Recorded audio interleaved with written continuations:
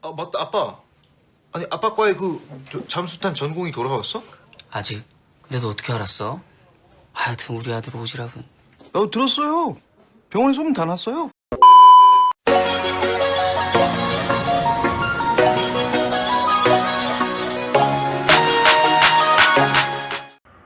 Hai Jinggu, balik lagi bareng aku Ahmad Saifuddin di channel Slewang ID.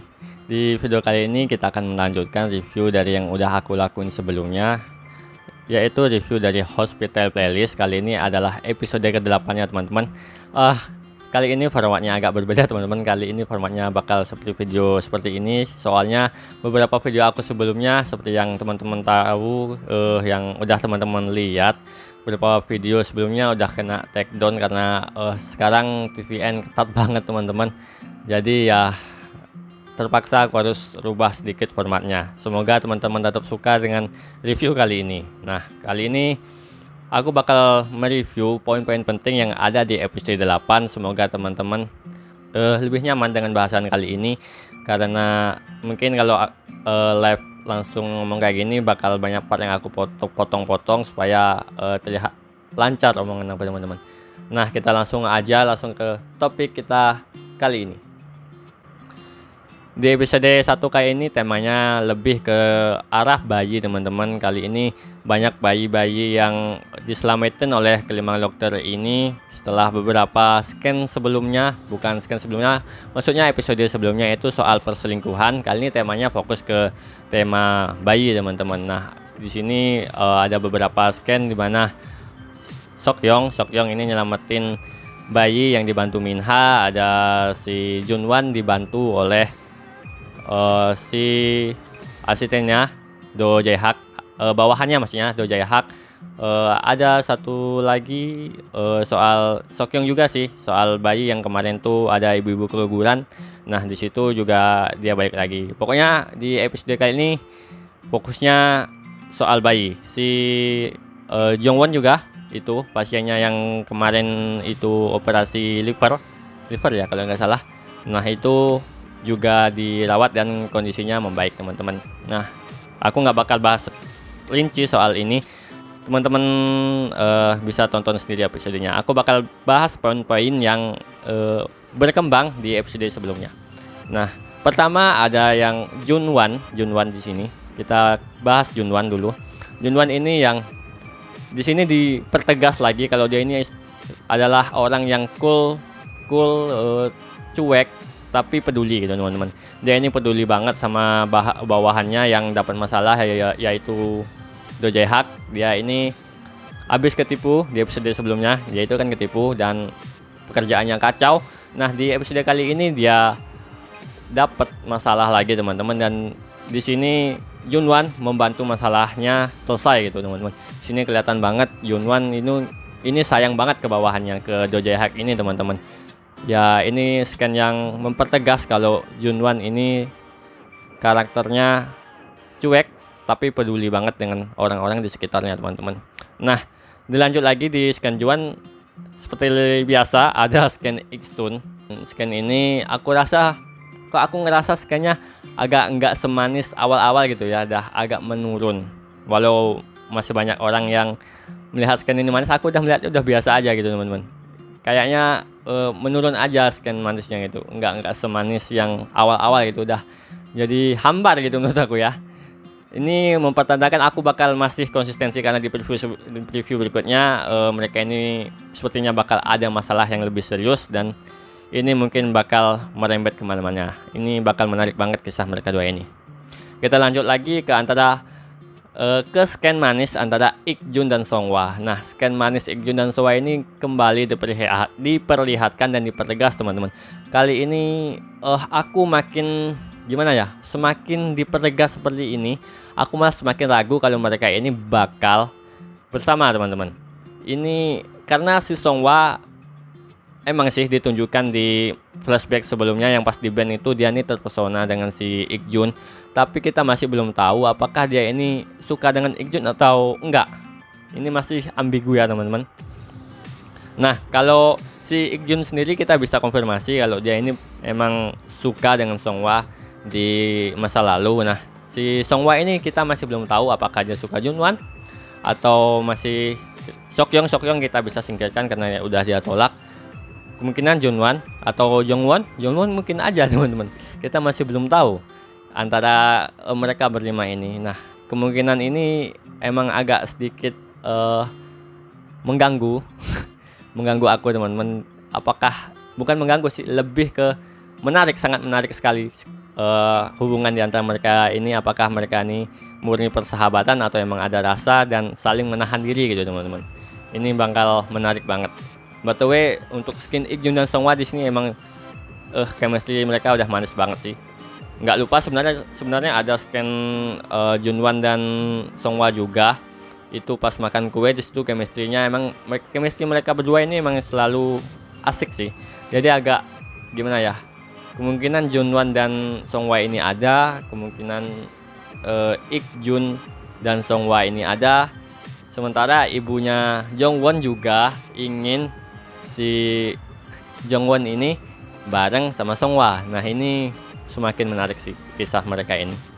Kita lanjut ke Jongwon ini akhirnya diwawancara sama yang buat jadi pastor kemarin itu kan, dia udah daftar tuh jadi pengen jadi pastor. Nah, di sini dia akhirnya dapat panggilan wawancara, tapi yang nerima itu si ibunya. Nah, ibunya ini nolak dan si Jongwon tetap pengen bujuk ibunya buat mau mempersetujui dia buat jadi hamba Tuhan lah, itu istilahnya ya. Nah, di sini menarik banget sih. Aku tertarik banget dengan cerita dia ini. Nah, di scan lain di episode ini juga diceritakan kalau si Jongwon ini menolak ajakan makan malamnya si Gyeongwol. Nah, si Gyeongwol ini pertama kali akhirnya ditolak sama Jongwon soal makan malam ini. Nah, anehnya dari sekian banyak orang yang ngajak dia makan dan beberapa staff lain juga ngajak dia makan dan dia terima, tapi kok si Gyeongwol ini dia tolak gitu. Ini menjadi pertanyaan, apakah dia punya perasaan ke Gyeongwol. Nah, di scan lain dia ini cemburu teman-teman pas si Gyeongwol ini jalan sama kenalannya Minha. Nah, ini semakin menurut aku mengkonfirmasi kalau dia ini punya perasaan ke Gyeongwol. Nah, tapi dia ini karena masih ragu karena dia pengen jadi pastor tadi, mungkin dia ini menahan diri supaya nggak terlalu jatuh cinta sama si Gyeongwol. Menurut aku sih seperti itu. Jadi dia ini menahan diri supaya nggak jatuh lebih jauh gitu teman-teman. Nah, di sisi lain si Gyeongwol ini udah nyerah dia, soalnya pas dia tahu dari dia ajak makan malam minggu itu, pas malam minggu atau malam Sabtu itu, rupanya si Jongwon ini dia ini malah bohong ke dia. Nah, bohong ke dia dan si Gyeongwol ini tahu lewat Ik-jun karena Ik-jun nggak sengaja nyeritain. Nah, di situ dia ini udah, kalau dari pandangan dia emang dia udah harus nyerah karena dia udah tahu, wah kalau dia kok nggak mau menerima dia buat ngajak makan. Nah, di sini di sisinya Jongwon dia mungkin merasa kalau wah orang ini si Jongwon ini udah nggak suka nih sama dia karena impression awal dia juga nggak bagus pas ada kasus anak kecil itu kan, dia ngomong orang tuanya kasar, ke orang tua itu kasar, dan mungkin dia merasa si Jongwon ini image dia di awal udah jelek, mungkin seterusnya juga nggak bakal baik, mungkin ya, menurut aku sih seperti itu. Nah, ini kisah mereka dua ini adalah kisah yang paling menarik menurut aku teman-teman, di samping kisah si Ik-jun dengan si Songhwa yang kita masih belum tahu ceritanya gitu bakal gimana. Ini semakin menarik. Kita lanjut lagi ke Minha yang belak-belakan nih. Akhirnya Minha ini belak-belakan ke si Sokyong. Nah, dia ini belak-belakan dengan unek-uneknya. Dia kesel kan, abis gimana ya, gimana yang ngomong, maaf ya teman-teman agak terbata-bata.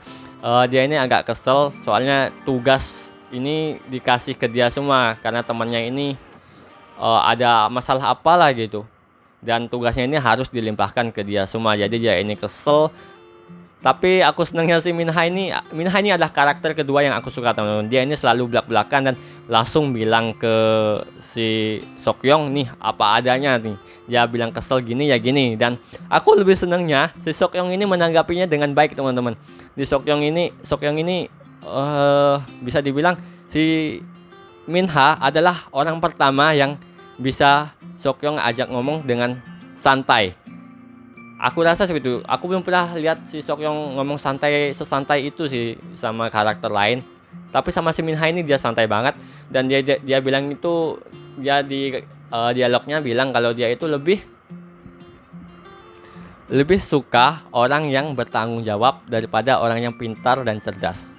Nah, di situ seperti semacam kode kalau dia ini udah suka nih dengan karakter si Minha secara nggak langsung. Nah, Minha ini udah punya jalan, dia ini udah karakternya yang udah disukai sama Seokyeong, tinggal gimana lagi dia menyambungkan hubungan mereka itu ke arah yang lebih baik gitu, teman-teman. Ini bakal ke arah yang lebih serius lah. Ini bakal menarik banget sih. Aku setiap scan Minha aku seneng banget sih. Di scan dia itu selalu asik gitu loh. Aku suka banget scan dia ini. Nah, poin terakhir di akhir episode, kita dikasih ibunya Seokyeong yang jatuh sakit lagi, teman-teman. Nah, ini bakal semakin menambah masalah untuk Seokyeong, karena kita tahu Seokyeong itu suka maksudnya sayang banget dengan ibunya, dan di episode kali ini ibunya ini sakit. Nah, ini bakal menjadi permasalahan untuk episode ke-9 nanti. Beberapa pengembangan yang bakal menarik banget sih menurut aku untuk jalannya cerita dari Hospital Playlist ini. Udah sih segitu aja buat aku. Untuk episode kali ini aku bakal kasih skor 9/10 sih. Belum sempurna episode 3 yang pernah aku bahas, tapi episode kali ini emang asik, masih naik lah dari episode sebelumnya, karena banyak hal-hal yang sebelumnya itu belum jelas, makin kesini makin jelas gitu, teman-teman. Gitu aja sih yang bisa aku bahas. Like kalau kalian suka video ini, dislike kalau nggak suka. Sampai ketemu di review berikutnya. Bye bye.